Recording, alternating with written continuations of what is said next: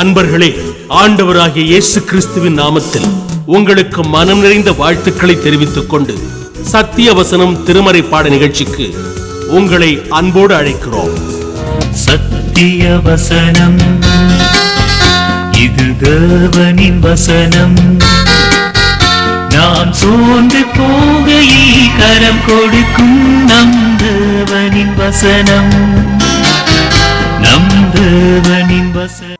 அப்போஸ்தலருடைய நடபடிகள் 9ஆம் அதிகாரம் 6. அவன் நடுங்கித் திகைத்து, ஆண்டவரே.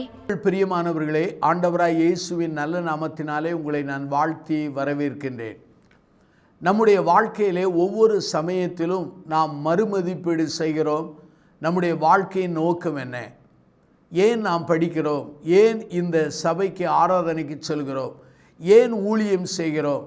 ஏன் நாம் சம்பாதிக்கிறோம் என்று அநேக சமயங்களிலே தங்கள் நோக்கங்களை மதிப்பீடு செய்வது உண்டு. இந்த நாளிலே சத்தியவசன நிகழ்ச்சிக்காக இந்த கிறிஸ்துமஸ் செய்தியை நான் ஆயத்தம் பண்ணும்போது என் உள்ளத்திலே ஆவியானவர் வைத்த ஒரு தலைப்பு என்ன? கிறிஸ்மஸின் நோக்கம் என்ன? த பர்பஸ் ஆஃப் கிறிஸ்மஸ் என்பதுதான் இந்த நாளின் செய்தி. அருமையானவர்களே, இந்த செய்தியை கேட்கிற காண்கிற உங்கள் ஒவ்வொருவரையும் ஆண்டவராய் இயேசுவானவர் ஆசீர்வதிப்பாராக. உங்களுக்கு கிறிஸ்மஸ் வாழ்த்துதலை சொல்கிறோம். உங்களுக்காக எங்களால் இயன்ற புரிந்த நாங்கள் தொடர்ந்து ஜெபம் செய்து வருகிறோம். அப்போஸ்தலர் நடபடியின் புத்தகம் 9ஆம் அதிகாரம் 6வது வாக்கியத்திலே ஆண்டவரால் சந்திக்கப்பட்ட சவுல் ஆண்டவரை பார்த்து கேட்கிறான், ஆண்டவரே, நான் என்ன செய்ய சித்தமாயிருக்கிறேன் என்று கேட்டான். அதனுடைய பொருள் என்ன? என் வாழ்க்கையை குறித்து உம்முடைய நோக்கம் என்ன? திட்டம் என்ன? உம்முடைய சித்தம் என்ன என்று கேட்கிறார். நம்முடைய வாழ்க்கையிலே கிறிஸ்மஸ் காலத்திலே கிறிஸ்மஸுடைய நோக்கம் என்ன? உண்மையாகவே கிறிஸ்மஸ் காலம் என்பது பலருக்கு பலவிதமான காரியங்களை உருவாக்குற காலமாகும். கிறிஸ்தவ வியாபாரிகளுக்கு வியாபாரம் நன்றாக கொடிகட்டி பறக்கிற ஒரு காலம். கிறிஸ்மஸ் காலத்திலே அநேக துணி கடை வைத்தவர்களுக்கு துணிமணிகள் ஏராளமாய் விற்கின்ற ஒரு காலம். கிறிஸ்மஸ் காலமானது சில பெற்றோருக்கு அழுத்தங்கள், வேதனை கொடுக்கிற காலம். ஐயோ, இந்த பிள்ளைகளுக்கு அல்ல குடும்பத்திற்கு துணிமணிகள் வாங்க வேண்டுமே, செலவினங்கள் செய்ய வேண்டுமே என்று சொல்லி அநேருக்கு அழுத்தங்கள், நெருக்கங்கள் கொடுக்கிற ஒரு காலம். அதாவது அது உண்மையாகவே நம்முடைய அழுத்தங்கள், பாடுகள் நிறைந்த ஒரு காலம். ஆனால் கர்த்தருடைய ஊழியக்காரர்களுக்கு இந்த கிறிஸ்மஸ் காலத்திலே அவர்கள் ஓய்வில்லாத ஊழியங்கள், புரோகிராம், அப்படிப்பட்ட நிகழ்வுகளை நடத்த வேண்டிய ஒரு காலமாகும். அவை கிறிஸ்மஸை ஒவ்வொருவரும் ஒவ்வொரு நோக்கத்திலே அவர்கள் கொண்டாடுகிறார்கள், ஒவ்வொருவரும் சந்திக்கிறார்கள். சிலர் கடமைக்காக, சிலர் கண்ணியமாக, சிலர் பக்தி நெறிகளாக, சிலர் திறந்த மனதோடு, சிலர் ஆன்மீக நிலையோடு கிறிஸ்மஸ் பண்டிகையின் நோக்கத்தை அளவிடுகிறார்கள். நான் இன்றைக்கு இந்த திருமறை பகுதியை லூக்கா 2ஆம் அதிகாரம் 1லிருந்து 20 வசனங்களை ஆதாரமாய் வைத்து நான் கவனமாய் வாசித்து தியானித்தேன். அதிலே நான் கற்றுக்கொண்ட முதல் காரியம் என்ன? கிறிஸ்மஸ் காலம் என்பது கொண்டாடுகிற ஒரு காலம். Christmas is a time of celebration என்று சொல்லலாம். ஏனென்றால் இது துக்கப்படுகிற ஒரு காலம் அல்ல, அழுது புலம்புவ ஒரு காலம் அல்ல, அல்லது பெருமூச்சு விட்டு வேதனைப்படுகிற ஒரு காலம் அல்ல, கொண்டாடுகிற காலம். லூக்கா நற்செய்தி நூல் 2ஆம் அதிகாரத்தை பாருங்கள். 10வது வாக்கியத்திலே தேவதூதன் அவர்களை நோக்கி, பயப்படாதிருங்கள், இதோ எல்லா ஜனத்துக்கும் மிகுந்த சந்தோஷத்தை உண்டாக்கும் நற்செய்தியை உங்களுக்கு அறிவிக்கிறேன். இதுங்கே பாருங்கள், மிகுந்த சந்தோஷம் என்று அங்கு சொல்லப்படுகிறது. பரலோகத்திலும் மிகுந்த சந்தோஷம், பூமியிலே அங்கே சந்தோஷம். அப்படியானால் கிறிஸ்மஸ் காலம் என்பது சந்தோஷமான ஒரு காலம். காரணம் என்ன? நமக்காக ஒரு இரட்சகர் பிறந்திருக்கிறார். நமக்காக தெய்வம் இந்த உலகத்திலே மனுக்குமாரனாக அவர் பிறந்திருக்கிறார். நமக்காக அவர் ரட்சிப்புக்காக அவர் இரட்சகராக பிறந்திருக்கிறார். நமக்காக அவர் இம்மானுவேலராக பிறந்திருக்கிறார். நமக்காக ராஜாவாக பிறந்திருக்கிறார். நமக்காக மேசியாவாக பிறந்திருக்கிறார். அப்படியானால் நம்முடைய ஆண்டவர் பிறந்த இந்த கிறிஸ்மஸ் காலம் ஒரு கொண்டாடுகிற ஒரு காலமாய் காணப்படுகிறது.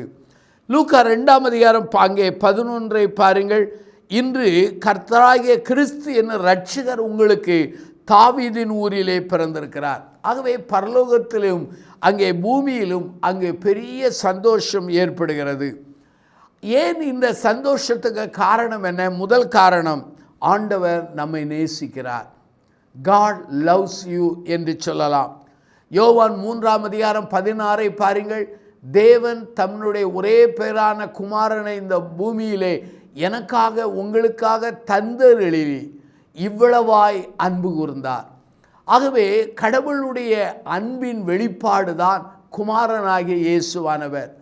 இயேசுவானவர் இந்த உலகத்திலே பிறக்கிறார் என்றால் பொருள் என்ன? தெய்வம் நம்மை நேசிக்கிறார், தேவன் நம்மேல் அன்பு கூறுகிறார். தெய்வமாகிய கர்த்தர் மனுகுலத்தை இன்னும் கைவிடவில்லை, மறந்து போகவில்லை. அவர் நம்மை நேசிப்பதனாலே தம்மையே அவர் கொடுக்கிறார். ஆகவே அருமையானவர்களே, கிறிஸ்துமஸ் காலம் கொண்டாட்ட காலம். காரணம் என்ன? அவர் நம்மை நேசிக்கிறார். இன்னொரு காரியம் என்ன? கிறிஸ்துமஸ் காலம் கொண்டாட்ட காலம் என்ன? அவர் நம்மோடு இருக்கிறார். மத்தேயு நற்செய்தி நூல் 1ஆம் அதிகாரம் 23 பார்த்தால் இம்மானுவேலராகிய அவர் நம்மோடு கூட இருக்கிறார். இன்றைக்கி அநேக மக்கள் தனிமையிலே வாடுகிறார்கள், மன அழுத்தத்திலே வாடுகிறார்கள், மன வியாதியிலே வாடுகிறார்கள். ஆனால் ஆண்டவர் சொல்கிறார், நான் உன்னோடு கூட இருக்கிறேன் என்று சொல்கிறார். சதா காலமும் நம்மோடு கூட இருக்கிறார். ஏனென்றால் சில நல்ல காலத்திலே நல்ல மனிதர்கள் நம்மோடு இருப்பார்கள். பணம் பெருகினால் அதை சாப்பிடுவருடைய கூட்டம் பெருகும் என்று சொல்லப்பட்டிருக்கிறது. ஐஸ்வர்யம் பெருகினால் அநேக நம்மோடு இருப்பார்கள். அதிகாரம் பெருகினால் நம்மோடு இருப்பார்கள். பதவியில் இருந்தால் நம்மோடு இருப்பார்கள். பலம் உள்ளவர்களாக இருந்தால் நம்மோடு இருப்பார். எல்லாம் நம்மை விட்டு ஒரு காலம் ஒழியும் போது நம் பிள்ளைகள் கூட, நம்முடைய உறவுகள் கூட, நம்முடைய நண்பர்கள் கூட, நாம் யாருக்காக வாழ்ந்தோமோ அவர்கள் கூட நம்மை மறந்து விடுவார்கள். இப்படிப்பட்ட சூழ்நிலையிலே நீங்கள் வாழலாம். ஆண்டவர் சொல்கிறார், நான் உங்களோடு இருக்கிறேன், நான் உங்களோடு கூட இருக்கிறேன் என்று சொல்கிறதுனாலே, அந்த இம்மானுவேல் பிறந்ததினாலே இது ஒரு மகிழ்ச்சியான ஒரு கொண்டாடுகிற காலம். ரெண்டாவதாக, ஆண்டவர் உங்களை குறித்து ஒரு பெரிய திட்டம் வைத்திருக்கிறார். எரேமியாவின் புஸ்தகம் 29ஆம் அதிகாரம் 11 பாருங்கள். அவர் உங்களை குறித்து வைத்திருக்கிற திட்டங்கள் எல்லாம் சமாதானத்துக்கு ஏதுவான நினைவுகளை தவிர ஆக்கினைக்கு ஏதுவான திட்டங்கள் அல்ல. தமிழிலே நினைவுகள் என்று வருகிறது, ஆங்கிலத்தில் பிளான்ஸ் என்று வருகிறது. அப்படியானால் என்னை குறித்து உங்களை குறித்து வைத்திருக்கிற திட்டங்கள் எல்லாம் சமாதானத்துக்கு ஏதுவான திட்டங்களை தவிர ஆக்கினைக்கு ஏதுவான திட்டங்கள் அல்ல. அதாவது God is for you, உங்களுக்காக ஏராள திட்டங்களை வைத்திருக்கிறார். சவுல் கேட்டான், ஆண்டவரே நான் என்ன செய்ய சித்தமாயிருக்கிறேன்? ஆண்டவர் திட்டத்தை தந்தார். புறஜாதிகளுக்கு உன்னை அப்போஸ்தலனாக வைத்திருக்கிறேன், உன்னை பாடுகளின் பாத்திரமாய் வைத்திருக்கிறேன். சாத்தானானவன் பலருடைய கண்களை குருடாக்கி இருக்கிறான், அவருடைய கண்களை தெளிவாக்கும்படி வைத்திருக்கிறேன் என்றெல்லாம் திட்டம் தந்தார். அருமையான சகோதர சகோதரிகளே, இந்த கிறிஸ்துமஸ் காலத்தில் ஒரு கேள்வி கேளுங்கள். ஆண்டவரே, என்னை குறித்து உங்களுடைய திட்டம் என்ன? என்னுடைய தொழிலை குறித்து உங்கள் திட்டம் என்ன? என்னுடைய ஐஸ்வர்யத்தை குறித்து உங்களுடைய திட்டம் என்ன? என்னுடைய உறவுகளை குறித்து திட்டம் என்ன? என்னுடைய எஞ்சிய நாட்களை குறித்து திட்டம் என்ன? ஆண்டவர் தம்முடைய திட்டங்களை வைத்திருக்கிறார். ஒன்றை சொல்ல விரும்புகிறேன். God has a plan for you. உன் வாழ்க்கையிலே, உங்கள் வாழ்க்கையிலே, என் வாழ்க்கையிலே அவர் திட்டங்களை வைத்திருக்கிறார். ஆகவே தான் சொல்கிறேன், கிறிஸ்துமஸ் காலம் என்பது அழுத்தமான காலம் அல்ல, அவலட்சணமான காலம் அல்ல, அவநம்பிக்கையை பெருக்குகிற ஒரு காலம் அல்ல, கண்ணீர் விடுகிற காலம் அல்ல, கொண்டாடுகிற காலம். உற்சாகமாக கிறிஸ்துமஸை கொண்டாட பலன் தருவார். ரெண்டாவதாக, கிறிஸ்துமஸ் காலம் என்பது உண்மையாகவே ரட்சணிய காலம், ரட்சிப்பின் காலம், விடுதலையின் காலம் என்று சொன்னால் மிகையாகாது. Christmas is a time of salvation என்று சொல்லலாம். ரட்சிப்பை ரட்சணியம் என்று சொல்லலாம், மீட்பு என்று சொல்லலாம், விடுதலை என்று சொல்லலாம். லூக்கா 2ஆம் அதிகாரம் 11 பாருங்கள். இன்று கர்த்தராகிய கிறிஸ்து என்னும் இரட்சகர் உங்களுக்காக தாவீதின் ஊரிலே பிறந்திருக்கிறார். பழைய ஏற்பாட்டிலே நியாயாதிபதி புஸ்தகத்தை வாசித்து பாருங்கள். மக்கள் நெருக்கமடையும் போதெல்லாம் ஆண்டவர் நியாயாதிபதியை எழுப்புவார். ஆனால் அவர்கள் மடிந்தார்கள், உயிரோடு எழுந்திருக்கவில்லை. ஆனால் நம்முடைய ஆண்டவராய் இயேசுவாகிய இரட்சகர் நமக்காக பிறந்தார், வாழ்ந்தார், மடிந்தார், 3ஆம் நாளில் உயிரோடு எழுந்தார்.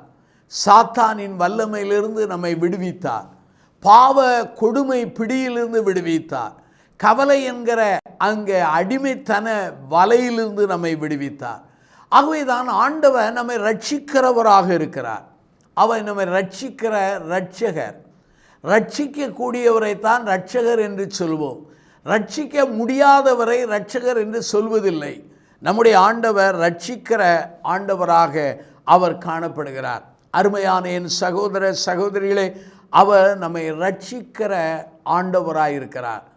உண்மையாகவே ஆண்டவருடைய கிறிஸ்மஸ் கிருபையின் காலம் ஒரு கொண்டாட்ட காலம் மாத்திரமல்ல, அது இரட்சணிய காலம். இந்த நாட்களிலே ஆண்டவர் நம்மை விடுவிக்க ஆயத்தமுள்ளவராயிருக்கிறார். 2 கரங்களை நீட்டி உங்களை விடுவிக்க ஆயத்தமுள்ளவராயிருக்கிறார்.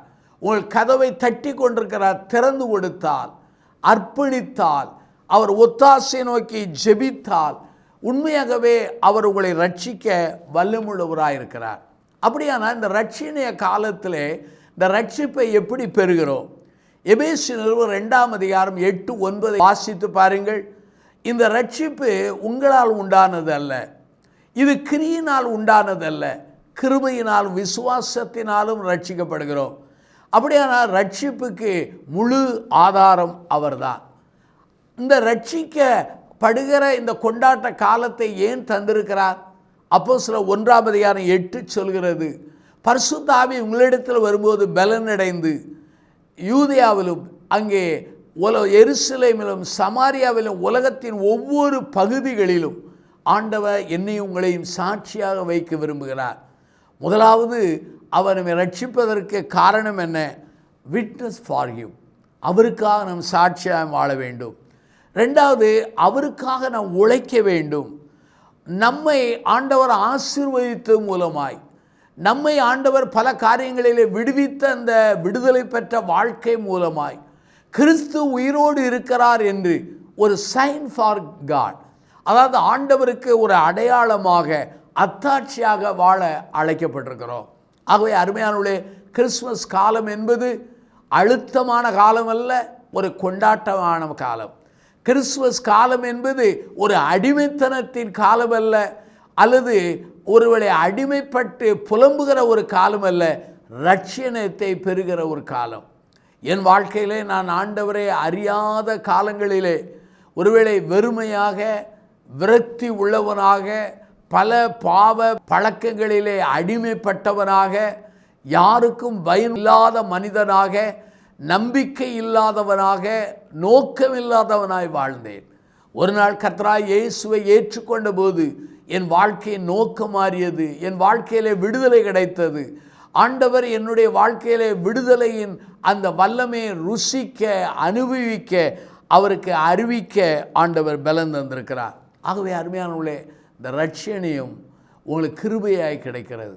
இந்த ரட்சணியம் கொடுக்கிற அவர் மேல் விசுவாசம் வையுங்கள்.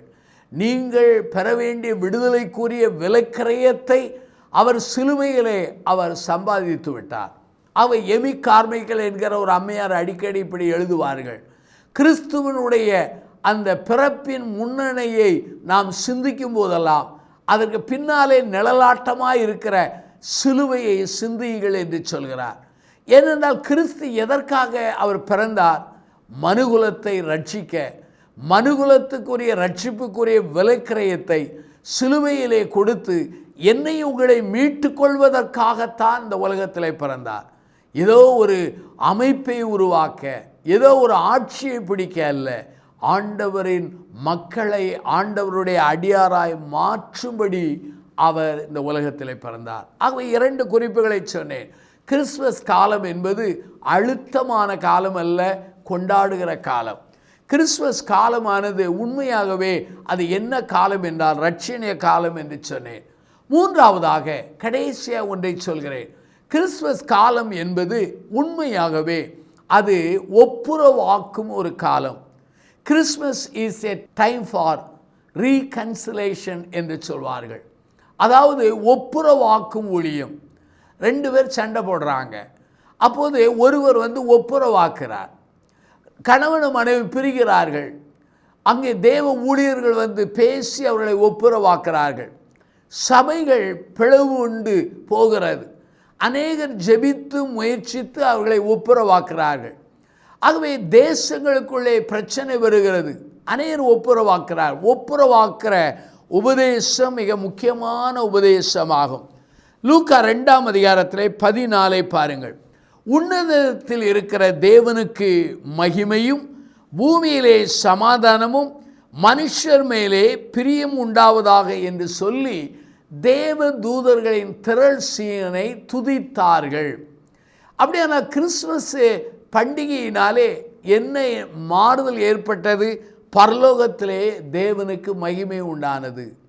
தேவன் பல காரியங்களை செய்ததினாலே, தேவன் தன்னுடைய திட்டத்தை நிறைவேற்றுவதனாலே தேவனுக்கு மகிமை உண்டாகிறது. ஆண்டவருக்குடைய ஊழியர்கள் ஆண்டவருடைய ஊழியத்தை செம்மையாய் செய்தால் தேவனுக்கு மகிமை உண்டாகிறது. திருச்சபையானது தன் திட்டத்தை நிறைவேற்றும் போது அங்கே தேவனுக்கு மகிமை உண்டாகிறது.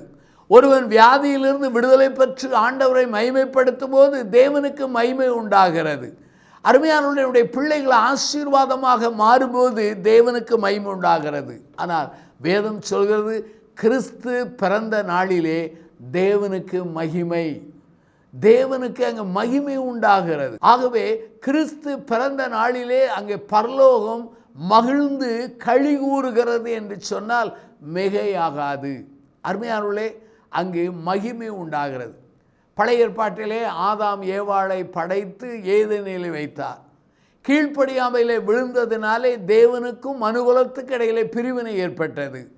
அதனுடைய விளைவு என்ன? சாபங்கள், வியாதிகள், மரணம் ஏற்பட்டது. ஆனால் அந்த ஏதேனிலே ஆண்டவர் நியாய தீர்ப்பு கொடுக்கும் பொழுதே அங்கே மேசியாவின் வருகையை குறித்து தீர்க்கதரிசனமாய் சொன்னார். ஒவ்வொரு காலகட்டங்களிலும் மேசியாவை, இரட்சகரை மக்கள் எதிர்பார்த்தார்கள். ஆனால் ஏற்ற காலம் வந்தபோது தேவனாகிய கர்த்தர் தன் சொந்த குமாரனை இந்த உலகத்திலே தந்தருளி அன்பு கூர்ந்தார். அவர் அன்பு கூர்ந்ததின் விளைவு என்ன தெரியுமா? அங்கே உண்மையாகவே ஒப்புரவாகுதல் நடந்தது. இன்னைக்கு பாருங்கள், கசந்தவர்கள் இயேசுவை ஏற்றுக்கொண்ட போது ஒப்புரவாகிறார்கள். சகேவை சொல்கிறான், ஆண்டவரே, யார் இடத்திலாவது நான் அநியமாய் வாங்கிறது உண்டானால் அதை 4 திரும்ப கொடுக்கிறேன், என் ஆஸ்தியிலே பாதியை ஏழை கொடுக்கிறேன் என்றால் அது ஒப்புரவாகிற ஒரு காரியமாகும். மனம் திரும்பின சவுல் 1 நூற்றாண்டு திருச்சபையோடு ஒப்புரவானதை அப்போஸ்தலர் நடபடிகளிலே நாம் காண முடிகிறது. ஆகவே ஒப்புரவாகுதலின் உபதேசம் கிறிஸ்துவின் உபதேசம். ஆகவே லூக்கா 2ஆம் அதிகாரம் 14 சொல்கிறது, கிறிஸ்து பிறந்ததினாலே பரலோகத்தில் மகிமை என்ன? பரலோகத்துக்கும் பூமிக்கு இடையிலே ஒப்புரவாகுதல் வருகிறது. பூமியிலே சமாதானம் வருகிறது. பூமியிலே சமாதானம் வருகிறது. மனிதர் மேலே அங்கே பிரியம் உண்டாகிறது. அருமையானவர்களே, இந்த 3 காரியங்களின் அடிப்படை என்ன? அது ஒப்புரவாகுதல் ஆகும். ஆகவே தான் வேத வசனத்தின் அடிப்படையில் நான் உங்களுக்கு சொல்கிற செய்தி என்ன? கிறிஸ்துமஸ் பண்டிகை கொண்டாடுகிற காலம், கிறிஸ்துமஸ் பண்டிகை அது உண்மையாகவே இரட்சணிய காலம். கிறிஸ்துமஸ் பண்டிகை ஒப்புரவாகிற காலம். எபேசியர் புஸ்தகம் 2ஆம் அதிகாரத்தை நீங்கள் எடுத்து வைத்துக் கொள்ளலாம். அந்த 2ஆம் அதிகாரத்திலே 16, 17, 18 நீங்கள் கவனமாய் வாசித்து பாருங்கள். அங்கே இருதரத்தாரையும் ஒரே சரீரமாய் தேவனுக்கு ஒப்புரவாக்கினார். யூதர்களுக்கும் புறஜாதிகளுக்கு இடையிலே பிளவு, கிறிஸ்து அவர்களை ஒப்புரவாக்கி ஒரே திருச்சபையாய் மாற்றினார். பரலோகத்துக்கும் பூமிக்கு இடையிலே ஒப்புரவாகுதல் இல்லை, ஆனால் கிறிஸ்து மூலமாய் பரலோகத்திலே ஒப்புரவால் வருகிறது. ஆகவே ஆண்டவர் பிறந்ததினாலே பரலோகத்துக்கும் பூமிக்கும் மனுமக்களுக்கு இடையிலே அங்கே ஒப்புரவாகுதல் தொடங்கிறது. ஆகவே கிறிஸ்து இல்லை என்றால் ஒப்புரவாகுதல் இல்லை. கிறிஸ்து இல்லை என்றால் ஒப்புரவாதின் ஊழியத்திலே வளர முடியாது. அருமையானவர்களே, குடும்பங்களிலே பிரிந்து கசந்து உடைந்து சிதறி ஒருவரை வாழுகிறீர்களா? ஒப்புரவாக்கும் அந்த ஆண்டவரை உற்று பாருங்கள். அந்த ஆண்டவர் ஒப்புரவாக்குதலின் வல்லமையை உங்கள் வாழ்விலே, உங்கள் குடும்ப வாழ்விலே அவர் ஊற்றி ஒப்புரவாக்குதலின் வல்லமையை ருசிக்க பலன் தருவார். ஆகவே கிறிஸ்மஸ் காலம் என்பது கொண்டாடுகிற காலம், இரட்சணிய காலம், ஒப்புரவாக்குதலின் காலம். கண்களை மூடி ஜெபம் செய்வோமா? அன்பின் பிதாவே, கிறிஸ்மஸ் காலம் துக்கப்படுகிற ஒரு காலம் அல்ல, கொண்டாடுகிற காலம், இரட்சணிய காலம், ஒப்புரவாக்குதலின் காலம் என்பதை நாங்கள் கற்றுக்கொண்டோம்.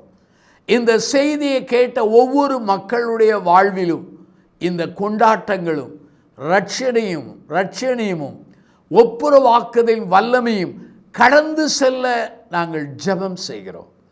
ஆண்டவரே, இவைகளை ருசித்து அனுபவித்து மகிழ்ச்சியோடு கொண்டாடுகிற பண்டிகையாய் மாற்றும்.